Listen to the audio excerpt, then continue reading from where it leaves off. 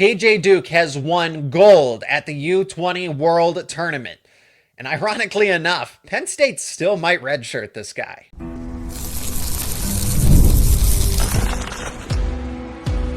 You are Locked On Nittany Lions, your daily podcast on the Penn State Nittany Lions. Part of the Locked On Podcast Network, your team every day. You are locked on to Penn State Wrestling, and as always, thank you so much for checking out another edition of Locked On Nittany Lions, your daily source for all things Penn State sports. My name is Zach Seyko, and I'm your host of the show, credentialed media member for both Penn State Wrestling and Penn State Football. Well, the Mirasola twins are battling back. Cole takes home bronze. But what does Connor have to do? It's an uphill battle, but he is still alive and could also still medal. Everybody's going to focus on PJ Duke, and rightfully so. But William Henckel, the one Penn State prospect who is now a true freshman that I think is being extremely overlooked, is proving why he shouldn't be. We're going to talk about him, but beginning with PJ Duke. And ironically enough, Penn State could still redshirt him this season. How do you even do that? Well, it's a possibility. It's a consideration. We're going to break it all down here. I got to pay respect to the fact that PJ Duke just won a world title. He just won U20 gold. It wasn't easy.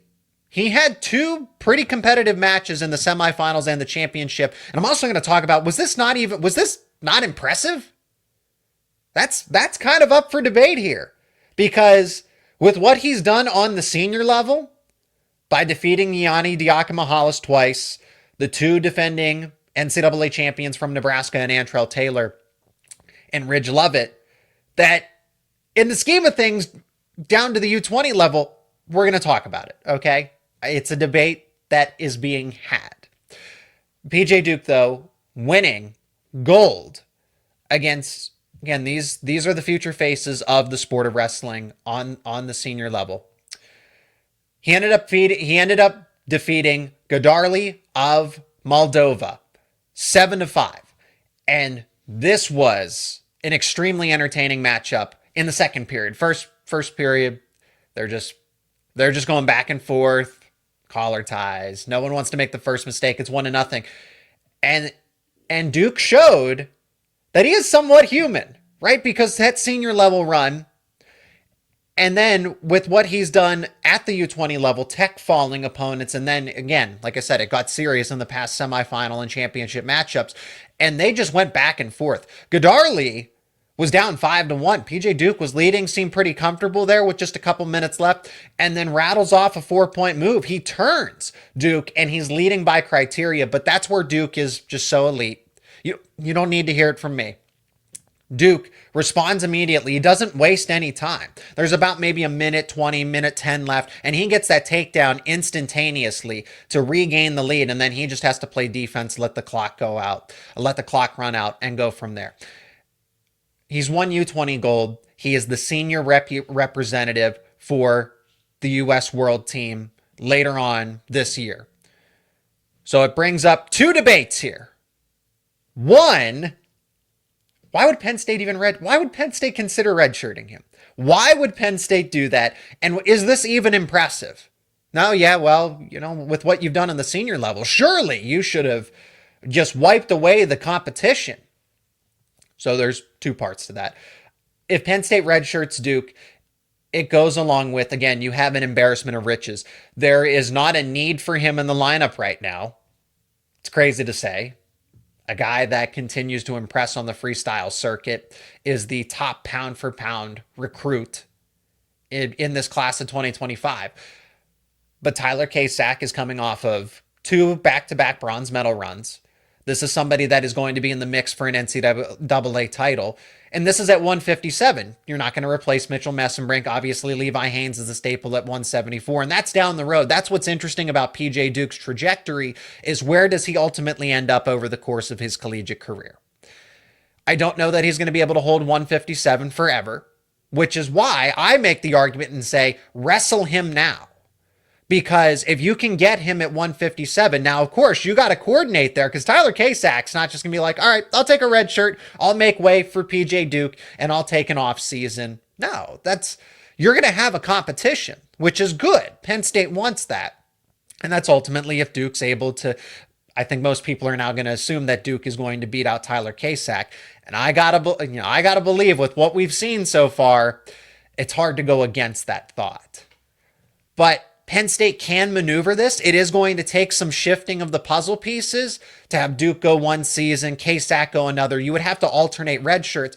But Jeff Byers brings up a good point that PJ Duke has done a lot of wrestling here between U20s, the senior level, and this is going to continue to carry on. And then training for folk style and everything else. They might just want to give Duke a break and just say, why don't you take the red shirt now, because this has been such a busy off season for you.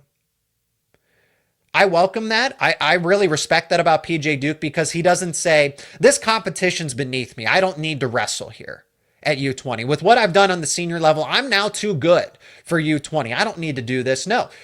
Iron sharpens iron. These guys are the best in the world. I don't care that it's the U20 level. So Duke winning a gold medal is still respectable. It is still impressive, because you have to back everything up that you just did. If he had lost, okay, kind of maybe a little bit of a question mark. Maybe there are still some things that he needs to work on there. But to make the argument that winning a gold at the World Championships, he could have done it. He teched or pinned his first three opponents. And then an elite wrestler will win ugly. PJ Duke is willing to win ugly just to get the win. He is strategic. He is cerebral. PJ Duke doesn't get taken down very often, as we've seen over the course of this. His defense is why he is where he is, but particularly his strength, because I do admit there are times when those opponents do get really good shot attempts, but that's defense. He's just able to fend them off. But it's just that pure strength that he just doesn't go down very easily. So it was surprising when Godarli of Moldova ended up getting that takedown and ended up getting that gut wrench too, that made me say, oh wow, PJ Duke it doesn't take a 4-time NCAA champion to really put him in his place.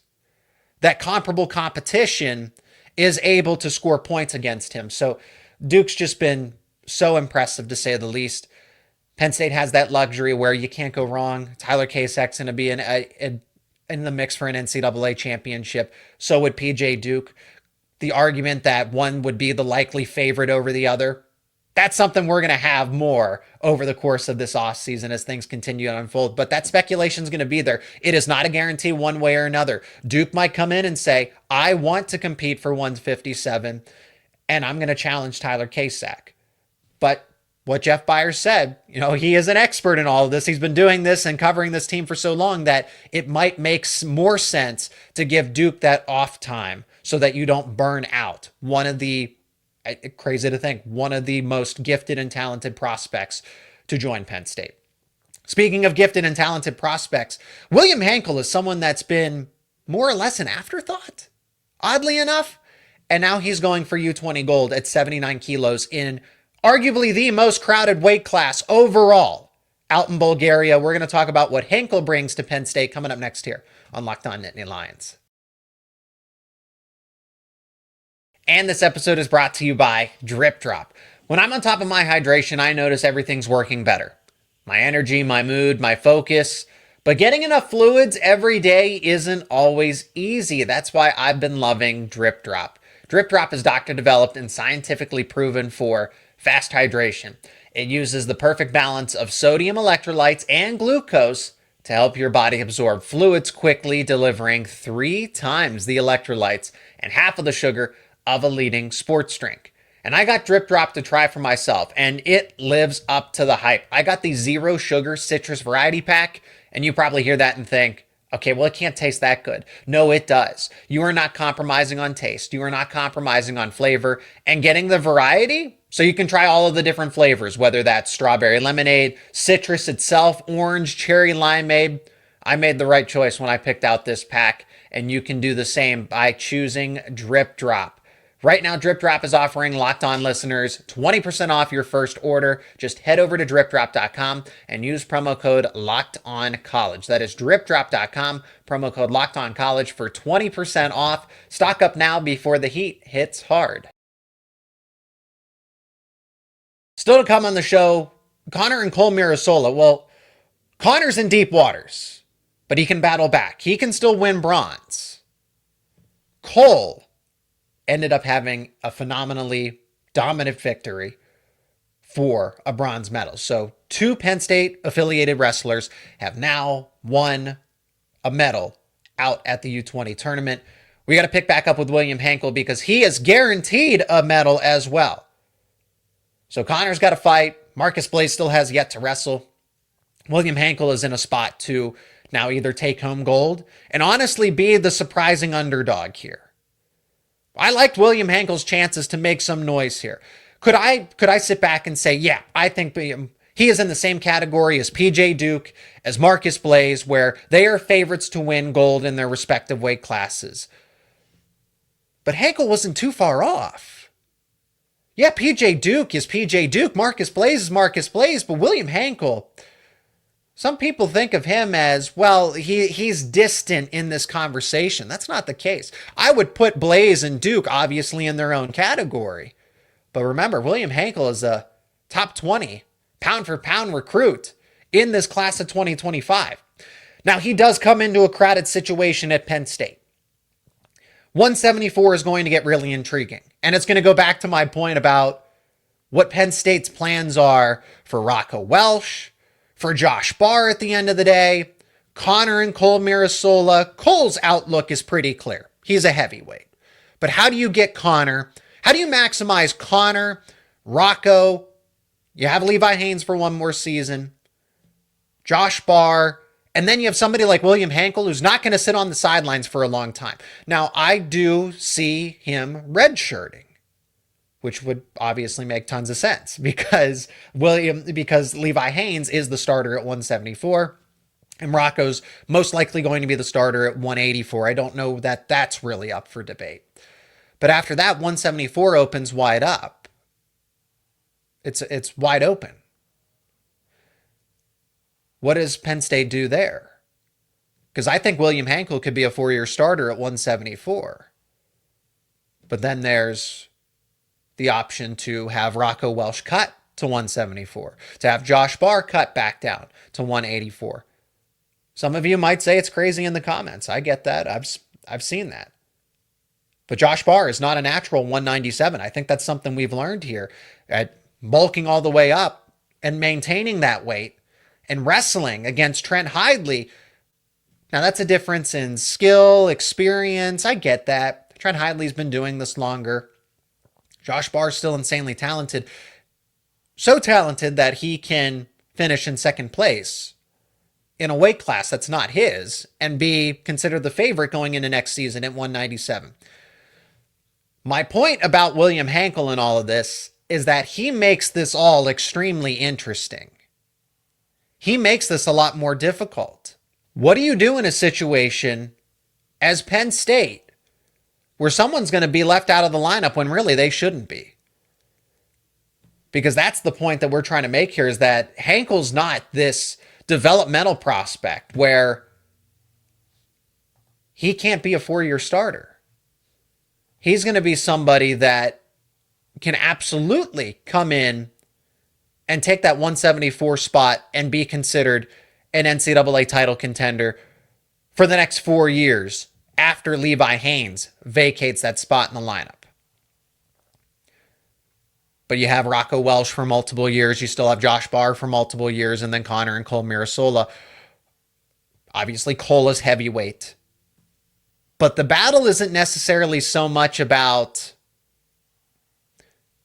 Rocco and William Henckel, for example.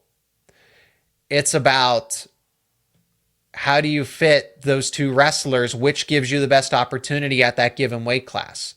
So the battle in some ways is between Connor Mirasola and William Henckel. Is Connor a better option at 197, or is William a better option at 174 for the foreseeable future? Because I want to write this as a Penn State wrestling conversation, but Henckel is going for gold. He has put himself in position to shatter expectations here.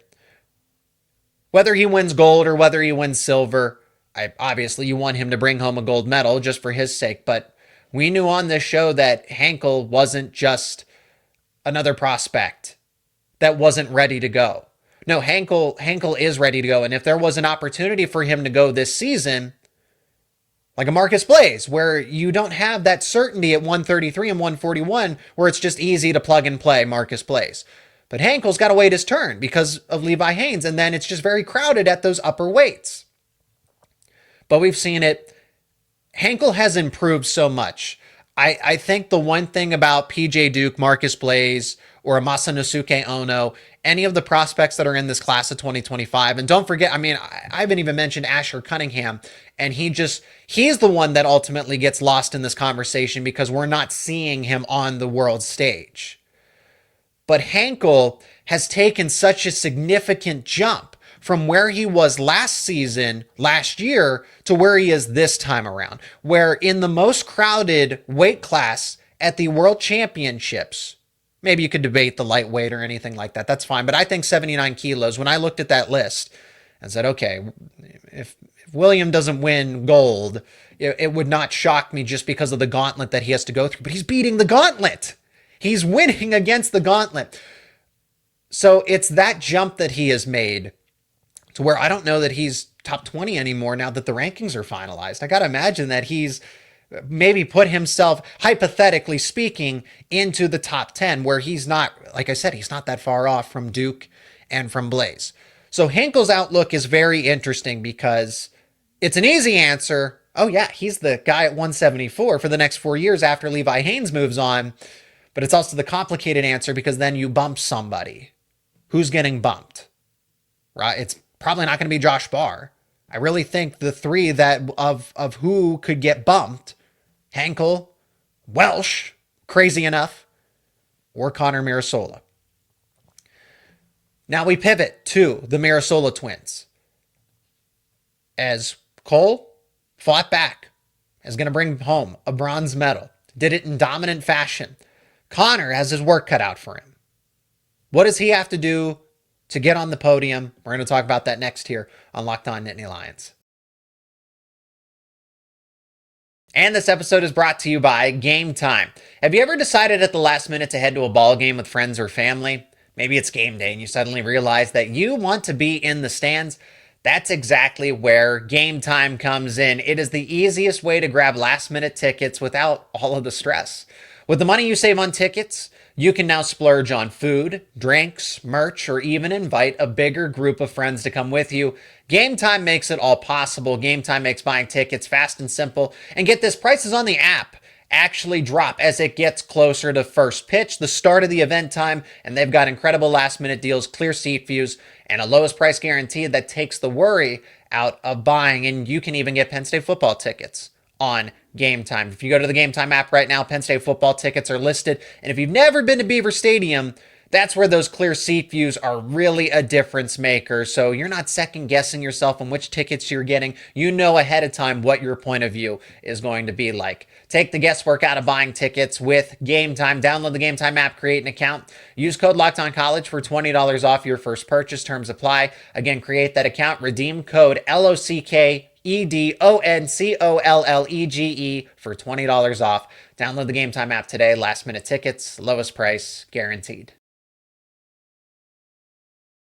Connor's got an uphill battle, but the job is done for Cole as he brings home a bronze medal. And talked about it in yesterday's show. We saw it on full display here. Cole did use that speed, that agility, that quickness to his advantage.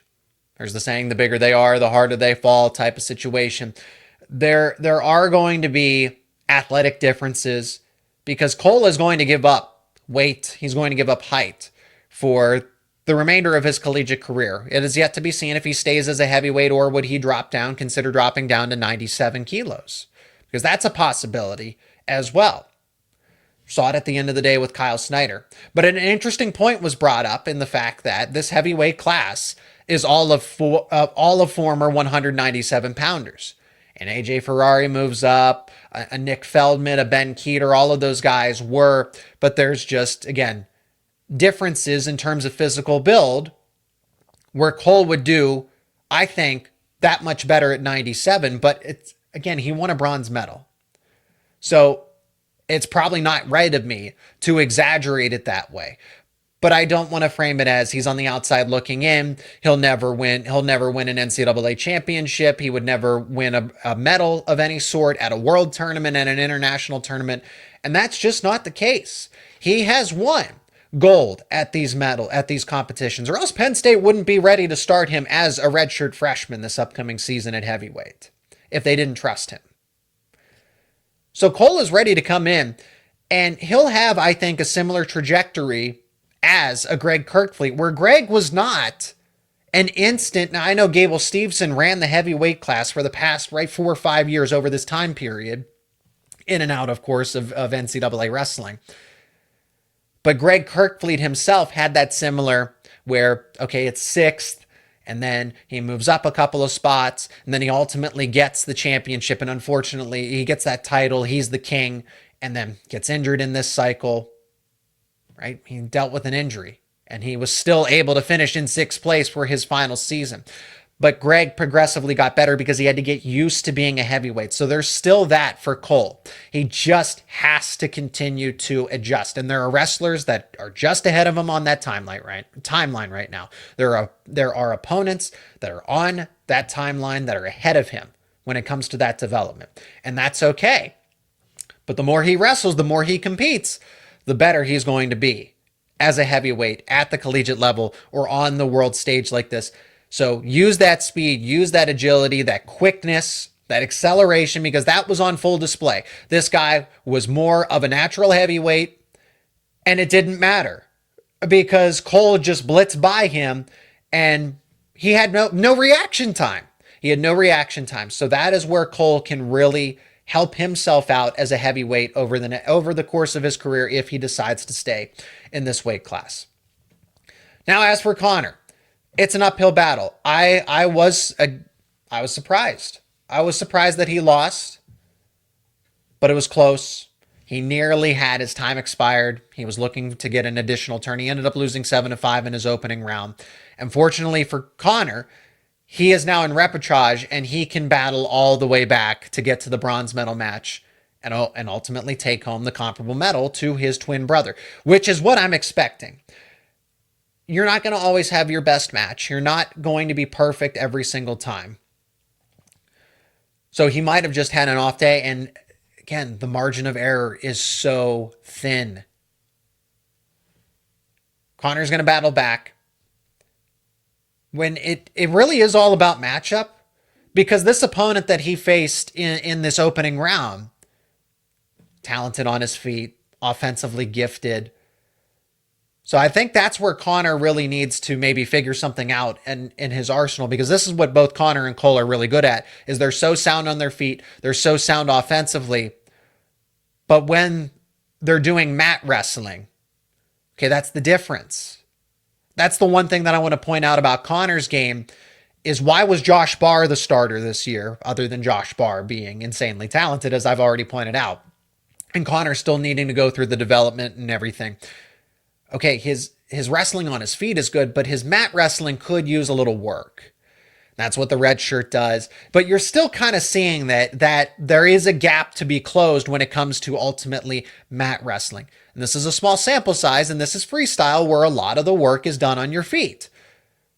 But in that moment where you need those turns, where you need those points to tie things and take the lead on criteria, that is something that Connor's needed to work on, is more of his mat wrestling. So I'm eager to see where he is at in that development, in that process, but it's all matchup. So if Connor is going to be, again, overall, Connor is one of the best wrestlers and would be an NCAA title contender this upcoming season at 197. In a matchup sort of sense, he's got to be able to close that gap on the mat wrestling.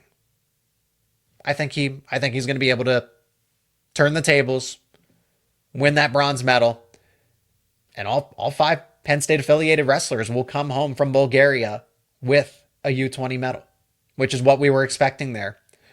William Henckel going for gold. The Mirasola twins could both potentially take home bronze. Marcus Blaze is still yet to wrestle. We're going to continue to talk about it, discuss all of it here on Locked On Nittany Lions. Thank you as always for checking out another edition of the show. Really appreciate the support. Thank you to the everydayers out there. If you're not an everydayer, become one. Subscribe to the YouTube channel and wherever you get your podcasts. We are part of the Locked On Podcast Network, where it is your team every single day.